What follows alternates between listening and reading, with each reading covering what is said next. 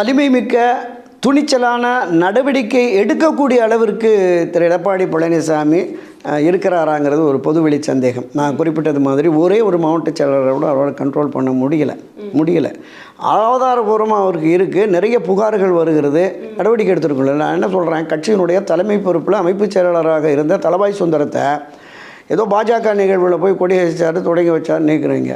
பாஜகவோடு இன்னும் தீவிர தொடர்பில் வேலுமணி இருக்கார். எஸ்பி வேலுமணி வெளிப்படையாக தெரியுதுல்ல. அமித்ஷா நிகழ்ச்சி போகிறாரு, கல்யாணத்துக்கு கூப்பிட்றாரு, நேரடியாக இங்கே போய் ஈசா யோகா மையத்தில் பார்த்துருக்காரு, 2 முறை டெல்லியில் போய் பார்த்துருக்காரு. நடவடிக்கை எடுங்களேன், எடுக்கலையில.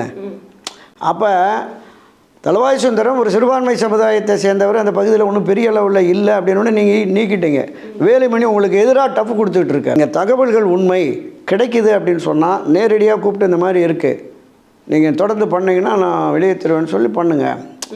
ஆனால் அதை நிச்சயமாக முடியாது. இந்த நேரத்தில் நிச்சயமாக அவரால் எந்த நடவடிக்கையும் எடுக்க முடியாது.